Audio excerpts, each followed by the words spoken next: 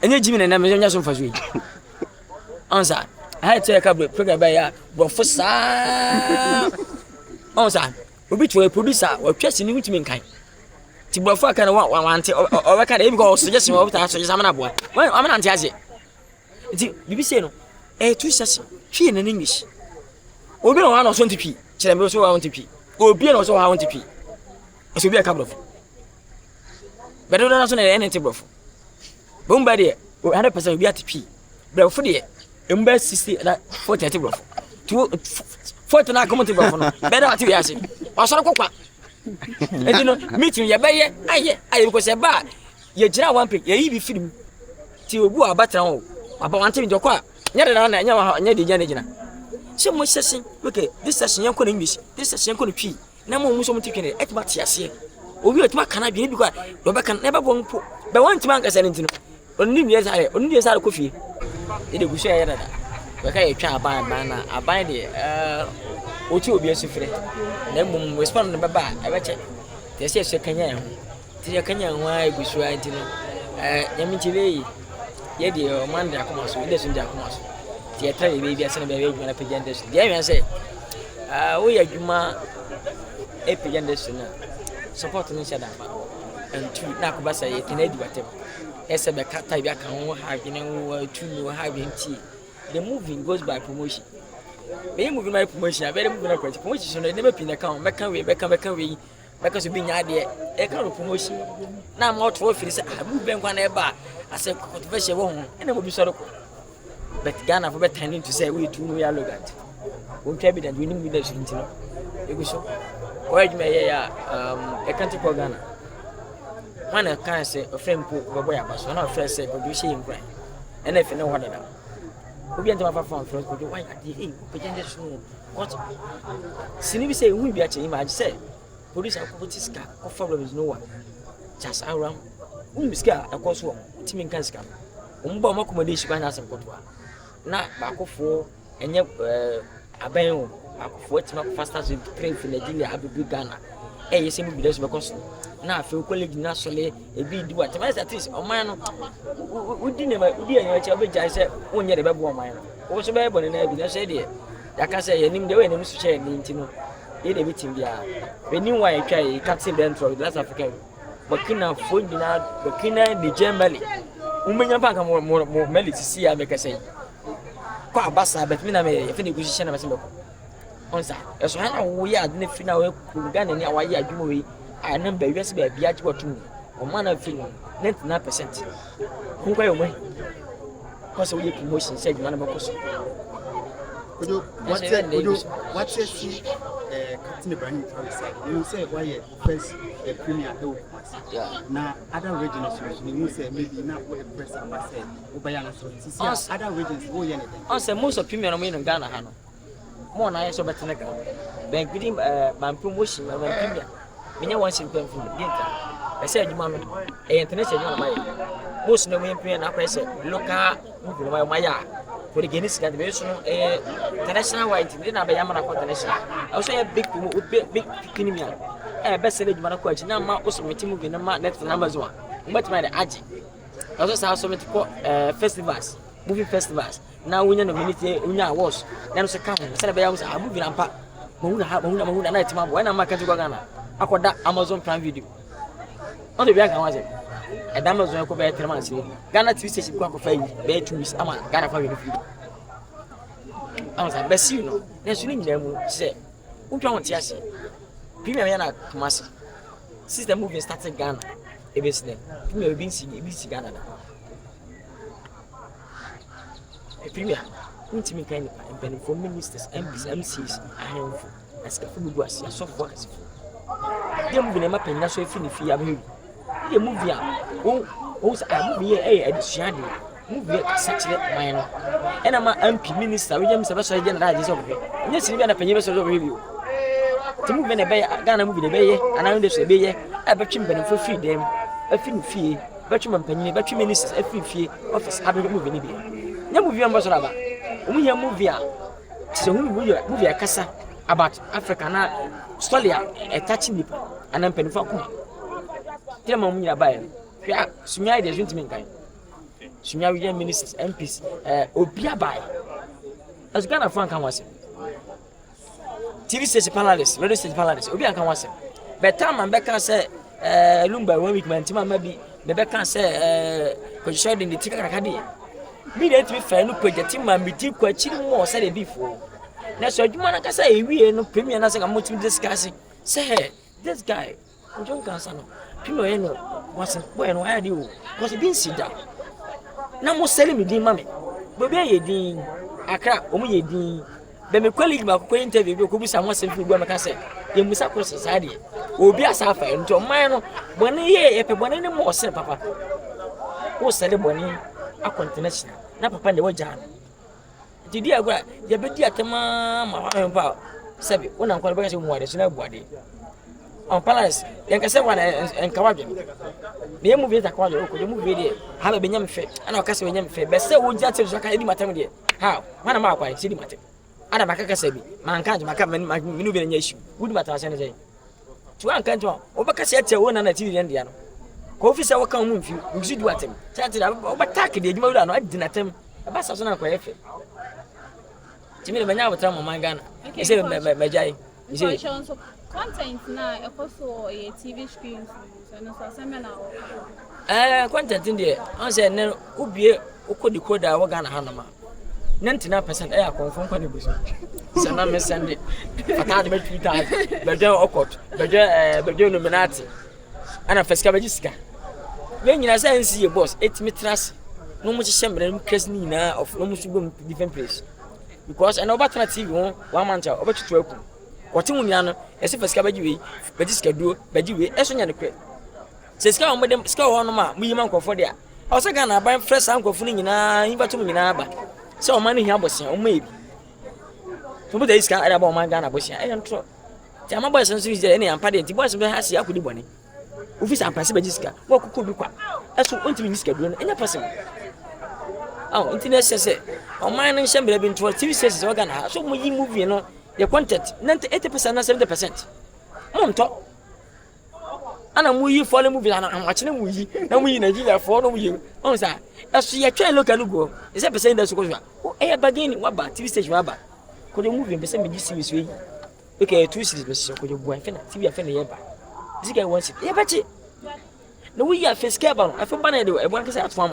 There will be a man. Look, Canada, where you need to move in now. I trim by 15 years. And don't see no good no. Sinimu, the interior say when they said all the sessions in Ghana, only all movies in Kwan. Movie 10 years, 15 years, and we see. Meanwhile, only even 20. The Ghana know who's new, maybe old one now. I was a review. Abaka said, but I'm going to make a movie say, ah, but I'm moving as a solo. Now, curious about home.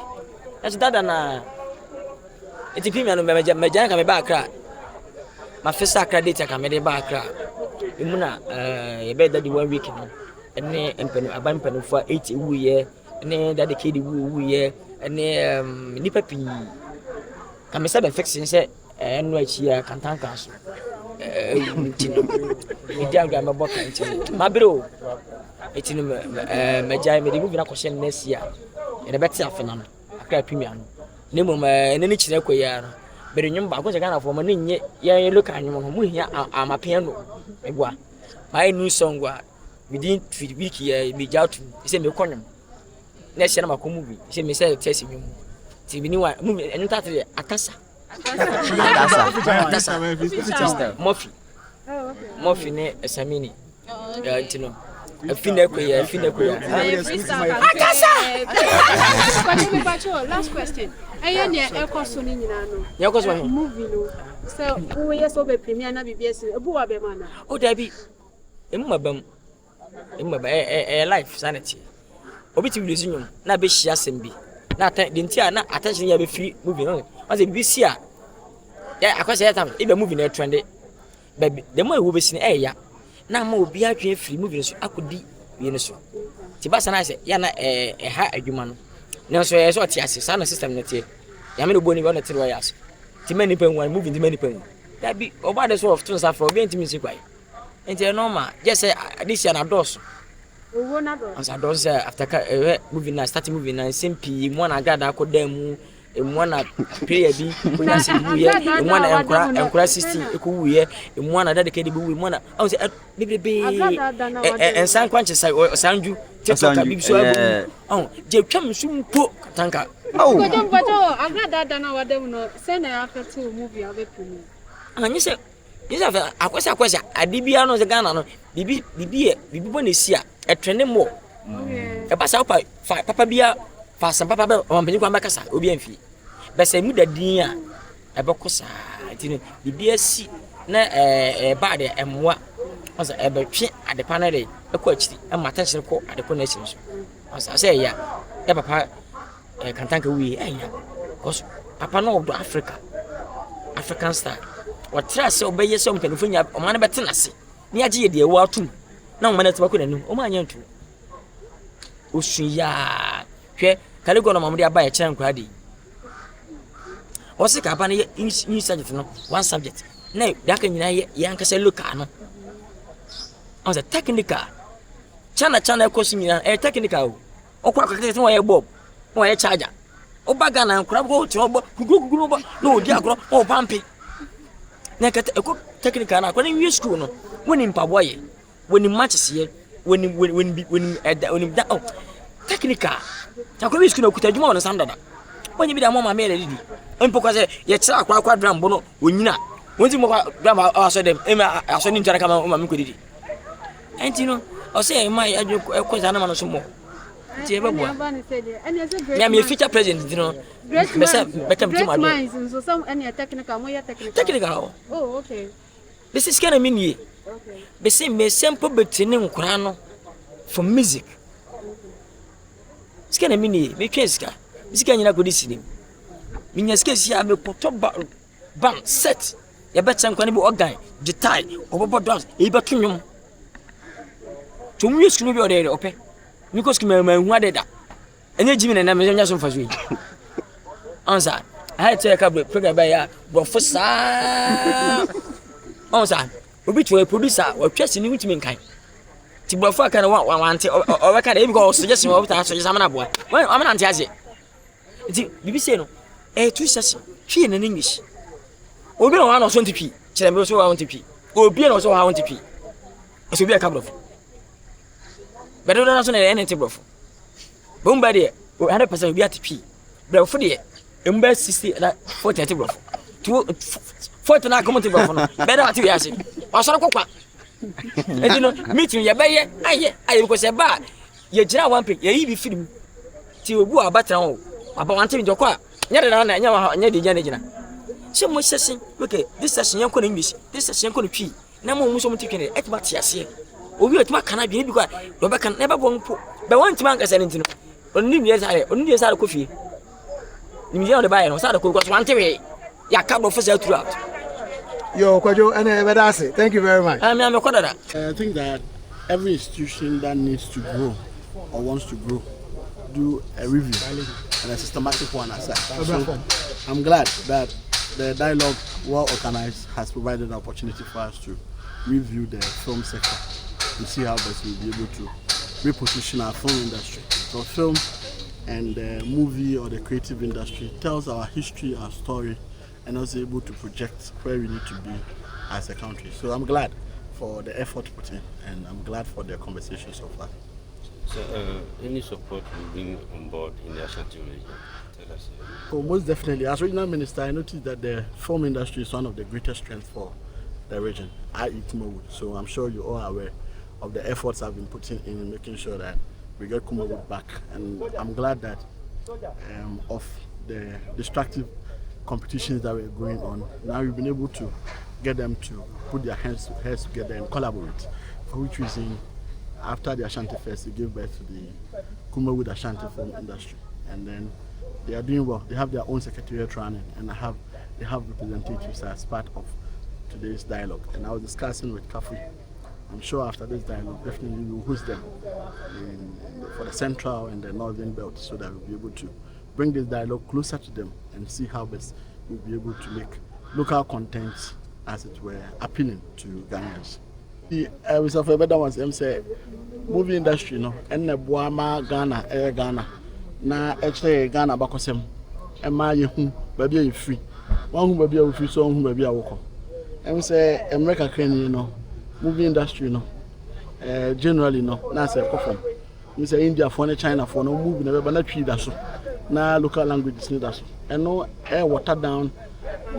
Industry players now also more tree and a tree any local contents no am I eating Ghana history and about assembly BBN into this dialogue no a woman all these issues about am I how I be addressing so be bit nyama your money you know no movie industry no more no matter me boy am I yet not to me say the movie industry bit na koso me buy as regional minister who say region na ho den ba ko pa gina e movie so nti mara men toto sa sector na sekra nti kafu years na adwumadi atise wa ha no watwe say na me sama membra because during time and year toto Ashanti first ni kuma would ho nyama no she was very helpful together with the tourism minister so I came and then I'm in charge of common ikoso ni na ade a ebeboa na ma movie industry no etimi apagya no mu Ghana movie industry pagya no mu a nim say na ebeboa ma kuma wood so etimi apagya no mu.